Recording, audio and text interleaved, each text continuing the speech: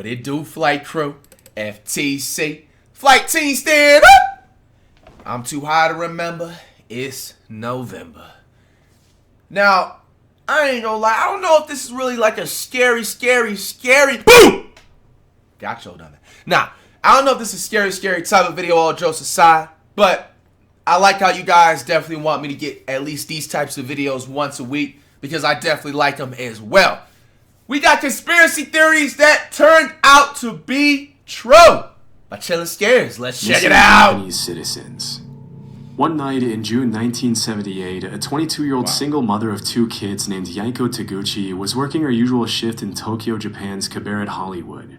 After finishing her shift right at around midnight, Yaiko left the cabaret through the front door and was never seen again. At first, nobody thought that anything serious had happened to Yaiko. In fact, several years later, her manager was questioned, and he claimed that everyone thought she had quit when she failed to show up. At around that time, there had been rumors going around that several North Korean spies were working undercover in Japan looking to abduct innocent citizens and hold them as hostages back in North Korea. However, this was seen by the Japanese government as nothing more than a conspiracy theory that couldn't possibly be true. Sadly, the missing case of Yaiko went cold, and it wasn't until almost a decade later that a clue to her whereabouts emerged following a disturbing chain of events. In November 1987, as South Korea was preparing to host the Olympics in the capital city Bro, like, just think about, man, that, like, for the families and stuff like that had to deal with missing, like, family members or their children or just relatives, whatever. Bro, they said it was like 1972 to now it's 1987 until they get like any type of clue, bro. Man, prayers to anybody, man, that ever has to go through something like this, man, because it is not like that's like so mentally draining. Like, I honestly, like, man. Seoul, a Korean Airlines plane blew up in mid-air as it was flying over the Andaman Sea, taking the lives of 115 innocent people. During the investigation, it was revealed that 2 North Korean agents acting under direct orders from the North Korean government had planted a bomb in an overhead storage compartment before getting off at the first layover in Abu Dhabi. As the authorities were closing in on the 2 suspects, one of them took his life with a cyanide-laced cigarette, but the South Korean government was able to arrest the other agent responsible for the attack. During her interrogation, it was revealed that she had been training for that mission for 6 years, and that for 3 of them she had been paired with Yaiko Taguchi, who had taught her how to speak and act like a Japanese woman so she could fly under the radar. As it was later revealed, Yaiko wasn't the only woman who had been kidnapped by the North Korean government.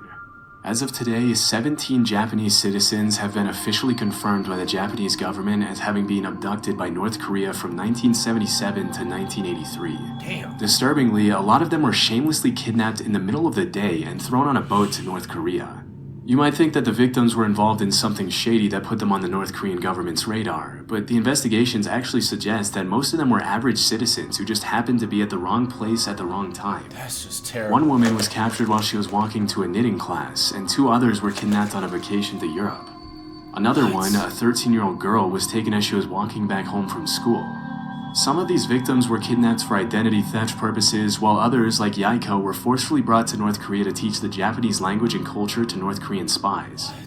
After the kidnappings were confirmed beyond the shadow of a doubt, the North Korean government had no choice but to come forward and apologize, but they claimed that only 5 of the 17 kidnapping victims were still alive.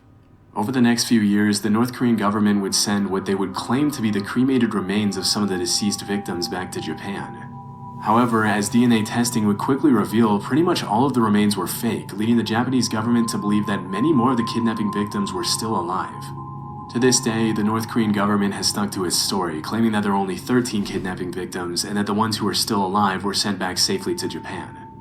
Shockingly, while the Japanese government has officially confirmed 17 kidnappings, the list of potential victims suggests that the true number could be as high as 800. Sadly, given the current political situation, it's unlikely we'll ever see the full extent of these abductions, or see the North Korean government held truly accountable for its horrific crimes. Just the other day, I found myself wasting hours of time I could have spent working on videos trying to find and cancel active subscriptions. That's why I've partnered with Rocket Money, the sponsor of this video. It's like accounts. Found out that the agent is today, go to heart attack gun. Back in the 70s, a journalist named Seymour Hersh published an article in the New York Times in which he accused the CIA of several assassination attempts on both foreign and American politicians who they considered to be anti-war dissidents. Due to these allegations, the US Senate put the CIA under investigation for alleged covert action abuses, which resulted in the release of 14 reports on major abuses committed by the CIA, FBI, and NSA. The majority of the reports included accusations of crimes such as opening and resealing US citizens' private mail for several years and illegally surveilling Black Power activists. Although these claims are obviously pretty serious, they paled in comparison to one particular accusation, or conspiracy theory, which alleged that the CIA had developed a pistol that could fire a poison dart over 300 feet, take a person's life, and leave absolutely no trace as to the cause of death. As it was later revealed, this theory turned out to be true, and the development of the poison dart gun was just one part of the program called MK Naomi, through which the CIA had sought to develop weapons for biological warfare. In 1975, William Colby, the CIA director at the time, had to testify in front of the committee that was investigating the agency. During questioning, he claimed that the CIA had developed a host of biological weapons as part of a plan to eliminate German leaders during World War II, but that their research had continued until well after the war. He also mentioned that the poison dart gun was almost completely silent on account of the battery that was housed inside the handle, and that it had been specifically designed for the target to feel nothing more than a mosquito bite when the dart struck. Interestingly, the agency had used a specific shellfish toxin to make it impossible for anyone to know what the cause of death was, leading forensic pathologists to believe that the victim had suffered an inexplicable heart attack. What the hell? Nah, that kind of sounds crazy. And the fact that Chillin' Scares is explaining that, bro, imagine hold on, guys, I want you to hear this again. Designed for the target to feel nothing more than a mosquito bite when the dart struck. Interestingly, the agency had used a specific shellfish toxin to make it impossible for anyone to know what the cause of death was, leading forensic pathologists to believe that the victim had suffered an inexplicable heart attack. Bro, the fact that they are a shellfish toxin, guys, that comes from the sea. So, forget that part. Can you imagine the amount of times anybody that wanted somebody out of there, whether if they use a shellfish toxin or whatever, and then they're not able to when they go and research the autopsy of the body, and they're not able to discover if they wanted to keep it a secret what they actually you know what I'm saying, unalive them with. They just say that they just passed away from a heart attack, bro. And I'm the type of person to say when anybody ever speaks about certain crazy things, or if somebody gets caught with certain things, it's not their first time doing it. It's their first time getting caught, or the first time someone discovered about it. Imagine the amount of times that somebody that was super powerful, or just anywhere in the world throughout a human life existence, that really as long as technology has been invented, that they really wanted somebody out of there, and this is what they used to get them out of there, and they were able to cover it up by just saying, oh, this person just had health problems, they just passed away from old age, they just got a heart attack. No, that shit kind of is a little bit crazy right there. And that really has me thinking you know what I'm saying, a lot, obviously not every single person, but it's just it's a lot of certain people that were powerful that passed away from certain things that people try to label as a health issue. Was it really that health issue? Or was it this secret thing that they had, this dart that they just explained, or something around that same category? That's really actually fucking scary that people have the power to actually do that. Bro, a shellfish toxin in a dart that they would be able to shoot you with, that you would barely be able to make out what it is, and all of a sudden you're unalive, and then they're not even able to actually bring that up in an autopsy, and then they're just gonna be oh, we can't find out what you passed away from, we're just gonna say that you passed away from a heart attack. Can you imagine the families of those people, bro? Man, that's actually really scary right there. That is actually very scary right there, man. It wouldn't help pathologists that the dart was designed to melt inside the body so that it only left a small red mark where it entered the victim. When asked if the heart attack gun, as it was nicknamed, was ever used... The heart attack? No, that's just really actually crazy. The heart attack gun. ...on anyone, the director alleged that it had only been used for experiments and that there were no records of actual use. As part of the investigation, the CIA had to hand over the gun to the committee, and there are some pretty wild pictures of the committee members analyzing the gun as William Colby answers their questions about it. Normally, you'd expect committee members analyzing the gun as William Colby answers... Bro, that smile right there is not even like, that's kind of creepy, actually. Answers their questions about it. Normally, you'd expect to see something like the heart attack gun in a spy movie, and it's pretty wild to think that if they hadn't put it under investigation, they would have probably gotten away with using it for who knows what purposes. They probably still do. They just have it a little bit more under the table. It's also pretty crazy to think that if that's the kind of stuff they were developing back in the 70s, imagine the kind of technology they have their hands on now. Oh my gosh, that's actually really scary. You know what's actually crazy too? Like, I have seen like certain things like where people will say on social media that they be talking about, oh, like this actual bird, you know what I'm saying, can be like a spy and stuff like that, or they can have a hidden camera. Like, now I'm low-key actually starting to believe stuff like that, or they be saying like they've seen like this drone and like their high-rise, you know what I'm saying, like luxury, like penthouse, condo, apartment, whatever, you know what I'm saying, and this drone happened to be spying. I'm like, bro, like that stuff really could be true if you think about it, man. And if they had that, this man Chillin' Scares just said that this was in the 70s. I didn't even note the date. They have to have something way more technologically advanced that people just don't know about. The world's a scary place, man. That's why I always say, man, get that property on Venus, man. You won't have to deal with weird stuff like that. Disturbingly, the hearing was the only time the heart attack gun was ever shown publicly, and to this day, it remains unclear what happened to it after the investigation. Rogue waves. Rogue waves. Sailors often get a reputation for making up stuff they claim to have seen during their time out at sea, and because there's no one there to refute their claims, they sometimes get away with some pretty tall tales. For centuries, sailors all around the world had talked about seeing monster waves on the open sea that would allegedly reach over 100 feet in height. I mean, how is that like impossible? Like, that's what a tsunami's called. A French captain claimed that he had seen a 108-foot tall wave in the Indian Ocean. Even though y'all, that's my other light on. OCD reacts, baby.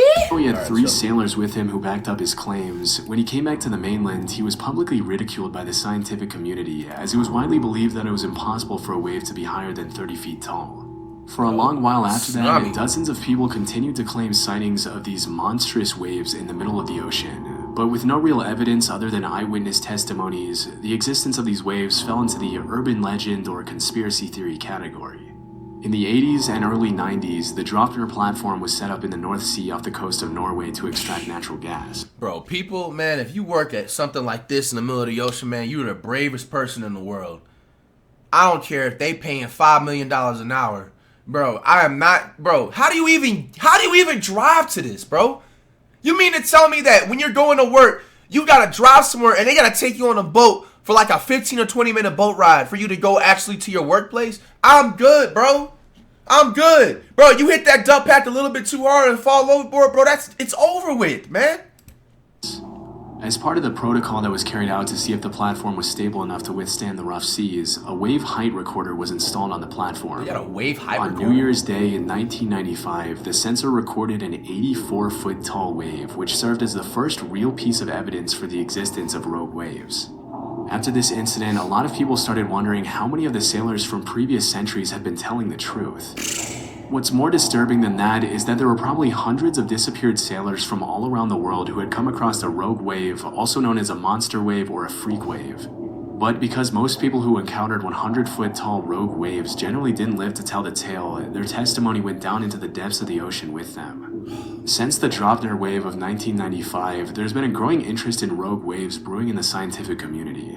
A few years ago, a professor at the Australian National University had estimated that at any given moment there are 10 rogue waves active in the world's oceans. Really? As of today, a rogue wave is usually defined as a wave that is twice as large as the largest waves that come up in a particular area. And while the root cause of rogue waves continues to be investigated, it's generally accepted that these monster waves appear when two wave crests join together at the exact right time, resulting in a massive wave that can sink even the largest ships and oil rigs. Wow. Interestingly, it's also been discovered that rogue waves can take place in large lakes. In 1975, a freighter named the SS Edmund Fitzgerald sank in Lake Superior under some pretty mysterious circumstances, with a lot of people in the scientific community coming up with all kinds of hypotheses to explain the incident. It wasn't until several years later that the scientists started theorizing that the vessel could have fallen prey to a set of 3 consecutive killer rogue waves. A phenomenon referred to as the Three Sisters, in which the first wave destabilizes the ship. So, I am today just figuring out, November 6th, that there is brothers and then there's sisters waves. Like there's actual there's bodies of water that people literally call actual humans, basically, technically. Wow. The second wave hits the ship's deck before it can stabilize again, and the third wave overloads the ship with more water than it can take on. Wow. If this were true, it could also provide an explanation for the mysterious sinking of other large ships in oceans around the world over the past few centuries, but this might be a bit more difficult to prove. Honestly, now thinking about it, outside of like, because I know they say, you ever heard of like the Bermuda Triangle and stuff like that, and then like how people would like, they would fly. Now, not talking about the flying part, because I don't know like the theory or conspiracy theory behind that. But the people that have actually like gone on boats in the Bermuda Triangle, I think maybe the road waves has something a part of that. If you think, what do y'all have to say about it? Poisonous alcohol. In alcohol January or poisonous 1920, the 18th Amendment to the U.S. Constitution was successfully... Wait, what year? In January 1920, the 18th Amendment to the U.S. Constitution was successfully ratified, triggering a 13-year period known as Prohibition, during which the production, sale, and transportation of alcohol was made illegal. During this period, the government enforced some pretty strict measures to prevent bootlegging of alcohol, which made the alcohol black market flourish like crazy. It was pretty much a playground for the mafia, in which the government would raid one bar and another one would crop up in just a few days' time. Damn. While all of this was happening, there were some pretty messed up rumors floating around that the US government was taking extreme measures to make sure people weren't consuming alcohol. These included allegations that the government was intentionally poisoning alcohol to make people who consumed it sick. For a while, this remained something of a conspiracy theory, but things took a turn pretty quickly on New Year's Day 1927 when 41 people died from alcohol poisoning at New York's Bellevue Hospital. Damn. Disturbingly, the autopsies revealed that a lot of the victims had been drinking industrial methanol, otherwise known as wood alcohol, which can be fatal even at low doses. Wow. It turns out that the government had forced companies to denature industrial alcohol to make it undrinkable since 1906, which was far before Prohibition. But when the crackdown on alcohol started, the government ordered these companies to add quinine, methyl alcohol, and other toxic chemicals to discourage people from drinking it. Their reasoning was that if black market dealers knew their alcohol had been poisoned, they wouldn't dare distribute it knowing how dangerous it would be for their customers to consume. I guess they forgot to factor in that the demand for alcohol at the time was absolutely insane, and that black market dealers didn't care who lived or died from consuming their product. It wasn't until December 1933, 6 years after the Bellevue incident, that the federal government finally toned down their abstinence from alcohol policies. But by then, thousands of Americans had already been poisoned with contaminated alcohol. Gorillas. Nowadays, there's really nothing too shocking about seeing a gorilla in a zoo or on TV, but there was once a time when gorillas were considered to be in the same category as the chupacabra, the Jersey Devil, Bigfoot, and the Loch Ness Monster. I was able to find that up until a couple of centuries ago, gorillas were considered cryptids, which are animals that are believed by some to exist somewhere in the wild, but whose existence has never been proven. With most... Donkey lady, what is that? Hodzilla? La Lechuza? I've heard about Bigfoot before and the chupacabra we just did now. Beasts of the Bear Creek? Bro, these animals really exist? Houston Batman. Most of these creatures, alleged sightings often turn out to be hoaxes, but obviously in the case of gorillas, what were once just rumors turned out to be true. Western explorers wouldn't come across a gorilla until around the 1500s, when an English explorer named Andrew Battelle was captured by the Portuguese off the coast of West Africa. While he was held captive on the mainland, Battelle described these disturbing, giant, ape-like creatures that would occasionally prowl around his campfire, but because he had never seen a similar creature before, he described them more as monsters than as animals. Battelle's description sent the rest of the world into what we can only call a gorilla frenzy, with all kinds of rumors being spread about these allegedly bloodthirsty, dangerous creatures living in exotic parts of the world. Over the next couple hundred years, the buzz around gorillas grew as explorers in Africa sent back illustrations of gorillas to Europe, which were often given to royalty and emperors as rare gifts.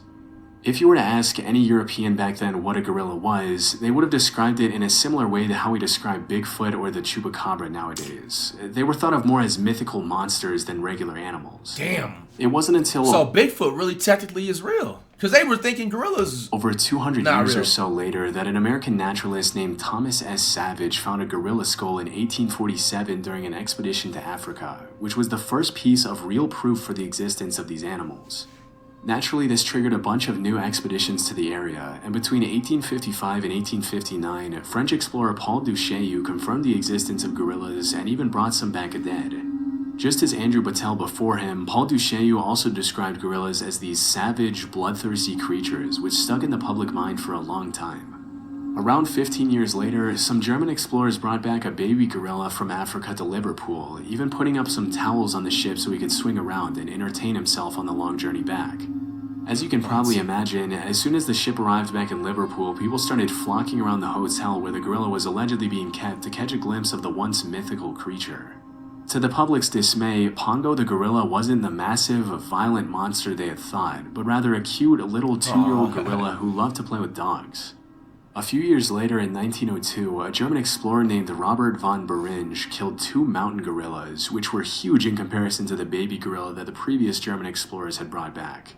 And that was really the first time the public was able to understand what a full-sized adult gorilla looked like. It's pretty crazy to think that at some point these animals that we now see as normal were once seen as legendary monsters. Hall of Fame animals. If you really look at the research, there are a ton of other animals that we now take for granted that were once brushed off as hoaxes, including kangaroos, platypuses, giant squids, and Komodo dragons. With so many of these myths turning out to be true, it really makes you wonder how many animals are out there that we have no idea even exist. Oh, there's plenty. I've been saying, bro, dinosaurs still exist.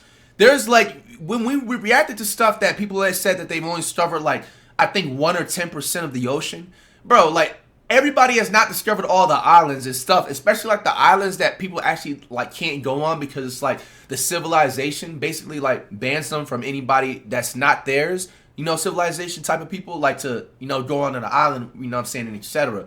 Bro, 100%, bro. There's dinosaur, all of that stuff is still 100% out there, bro. They just haven't found it out yet. Bro, I wouldn't even be surprised, bro, if there's like another, like, part of like the United States, but they didn't have it labeled as a United States, if it makes sense. So, what's y'all's take on that, man?